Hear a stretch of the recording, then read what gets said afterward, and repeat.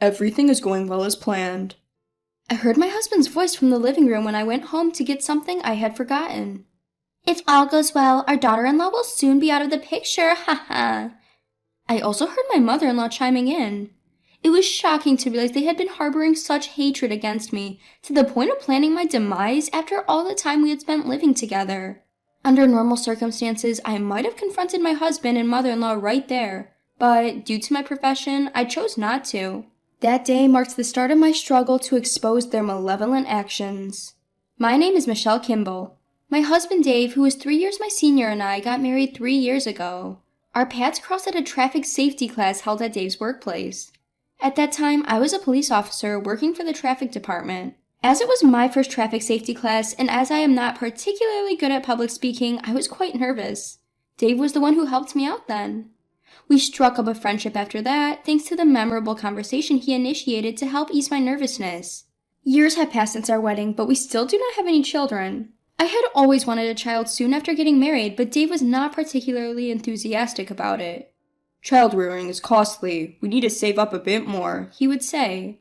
Despite us both having jobs and not facing financial instability, he always dodged conversations about having a child. And I am not the only one bothered by our childless state. My mother-in-law, Judy, was also constantly worried about us not having a child. In the beginning, she was hopeful for a grandchild, but as 3 years passed, she seemed to think that I was the one rejecting the idea of having a child. Michelle, you're not young. You better get a move on. If a woman can't bear her husband's child, she's no different from a maid. I am not intentionally not having a child. When I relayed what Judy said to Dave, he would always get grumpy. What? Are you trying to say that I'm at fault here? I'm tired from work and you're just adding to it. If you really want a kid, why don't you try harder? He would always start criticizing my appearance in detail. Furthermore, his preference is the flamboyant fashion of young girls, something that is not quite suitable for a woman nearing her 30s like me. I've told him countless times that I can't dress up too much due to my job requiring sudden call-outs, but he just doesn't seem to understand. A wife who doesn't take care of her appearance is a failure as a woman. Reflect on yourself before complaining to me. I regretted my decision to marry him, as I hadn't known that the once kind-hearted Dave could have such a nasty mindset. 2 years after our marriage, my division at work changed, and so did my work schedule. As our days off rarely matched, we gradually spent less and less time together as a couple. Despite struggling to synchronize our days off, Dave would casually schedule something else. You're bailing on me again? We planned to go to the movies together since last week. Sorry, I was suddenly invited to go fishing with some girls from work yesterday. They said they were scared to bait the hook and they needed me. Sorry, but this is part of my job too.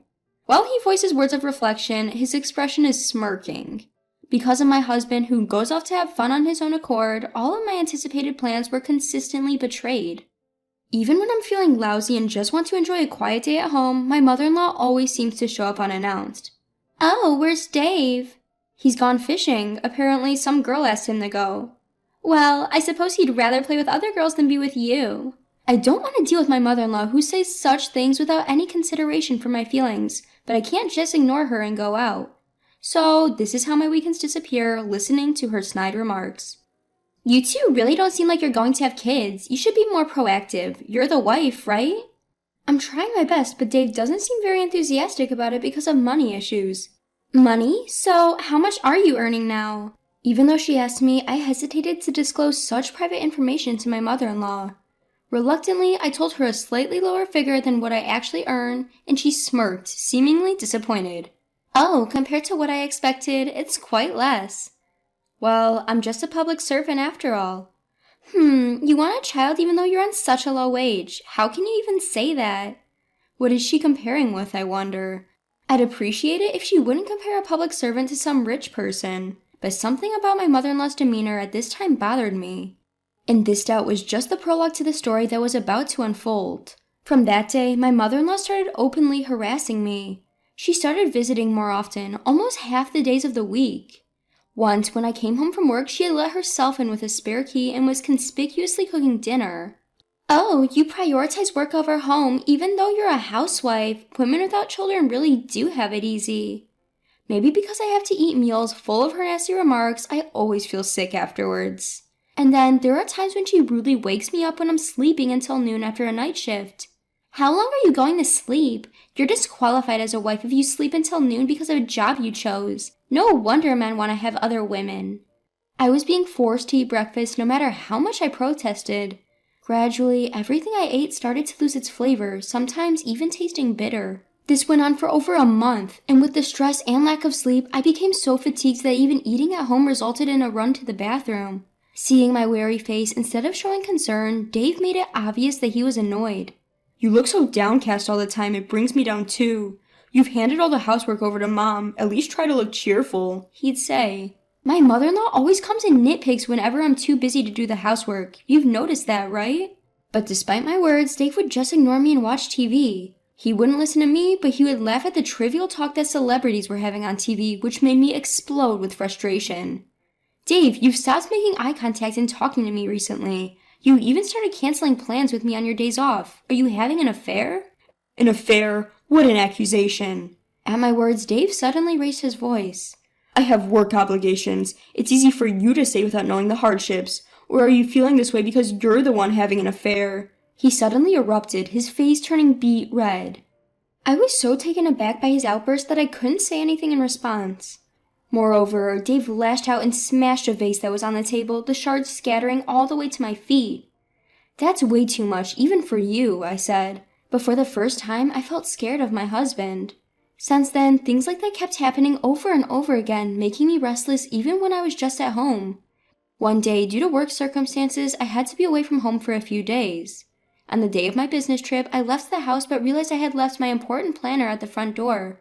I rushed back home to retrieve it. But the day before, we had a fight over his comment, "Must be nice going on a trip without doing any housework," so I felt awkward about seeing him again.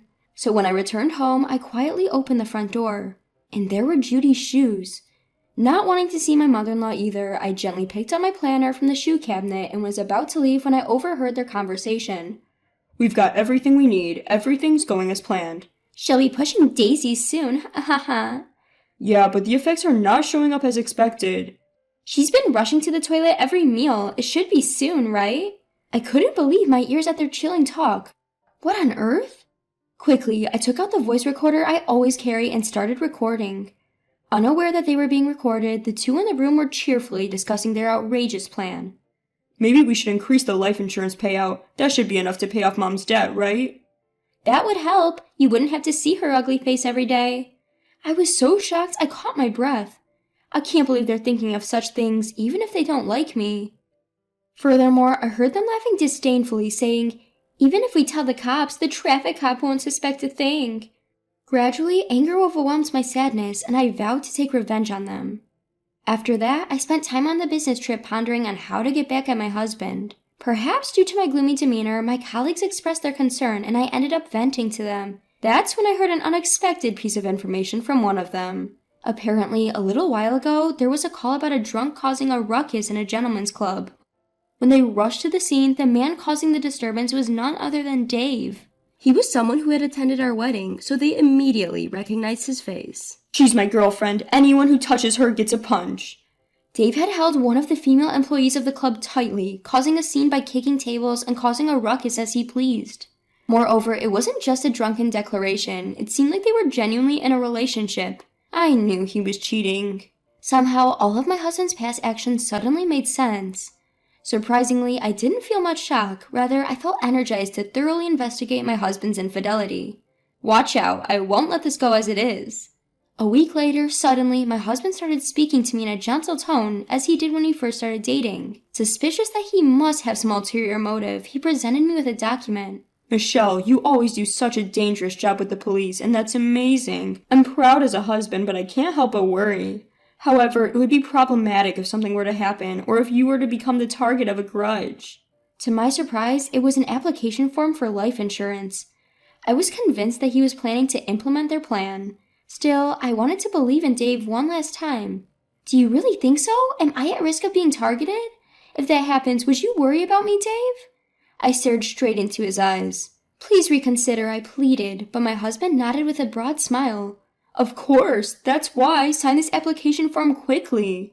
I wonder if all he sees in me now is the life insurance payout he would get in exchange for my life. He's a good-for-nothing man to the end, but thanks to him, I felt that I could carry out my punishment without any reservations. Well, in this world, you never know who might be out to get you. That's right, there are so many dangerous incidents these days. For example, having a family member with a foolish idea. Oh? Oh, yeah. Like planning to get rid of a nuisance wife to be with a young mistress. Dave was clearly disturbed, his eyes darting around nervously. Being instigated by a debt-ridden mother to send the daughter-in-law to the other world with a large life insurance policy. What? Wait a minute, are you? I played the recording from the voice recorder in front of my husband. Out from it came my mother-in-law's conversation and crude laughter, distorting my husband's face grotesquely. Hey, how did you get this recording? I happened to overhear it. It was a good thing I was carrying a voice recorder. If I'd always been a traffic cop, I wouldn't carry one around. Aren't you still in the traffic department? I'm in the detective division now. I told you, didn't I? Well, I guess you weren't listening since you were too preoccupied with a certain woman. I confronted my husband Dave with photos of his affair that he had hidden in his room. These were all undeniable evidences I found while rummaging through our house when he wasn't around. What? I don't know anything about these photos. I don't even know this woman. Oh, really? She seems to be a girl working in a high-end nightclub. You don't know her? The club where you got drunk and caused a scene? Apparently, you were shouting that she was your woman. How charming. How much do you even know? Well, I wonder how much, haha. Cornered, Dave desperately began to make excuses, not caring about appearances anymore. It's all my mom's fault. After she heard about me dating the nightclub girl, she started saying that I should marry her instead of you who earns less. She was the one who tempted me. I see. Dave's words made sense to me. When my mother-in-law Judy heard about my salary and called it low, she must have been comparing it to Dave's mistress. According to the conversations I recorded with a voice recorder, Judy had a substantial amount of debt. It's foolish to think that they were planning to use my life insurance payout and the nightclub girl's income to pay off that debt. So, you're saying the plan came from your mom? Yes, so I'm not to blame. What are you talking about? The whole thing started because you had an affair in the first place. It's despicable to blame others. I'll never forgive you. As I yelled, Dave suddenly let out an incomprehensible scream and grabbed my collar. But I quickly grabbed his hand and threw him onto the floor. I'm a police officer, Dave. I'm used to dealing with violent men like you. I can protect myself without life insurance. In front of Dave, who was groaning in pain from hitting his back, I took out my handcuffs. You're under arrest. That's a joke, right? Seeing the handcuffs, Dave suddenly became weak and started apologizing. I'm sorry. It was just a moment of weakness. Please forgive me. Save your excuses for the police station. I'll listen to them thoroughly when the time comes. Eventually, Dave and Judy were imprisoned for a while for their plot to make me an outcast. I divorced Dave and sued both him and his mistress for $20,000 in emotional damages. They might be released soon as it was an attempted crime, but with Dave losing his job, having to pay the emotional damages and Judy's debt, they will undoubtedly face a tough life. Meanwhile, I'm thoroughly enjoying living alone for the first time in years. Having been forced to live a cramped life for so long, I decided to spread my wings for a while.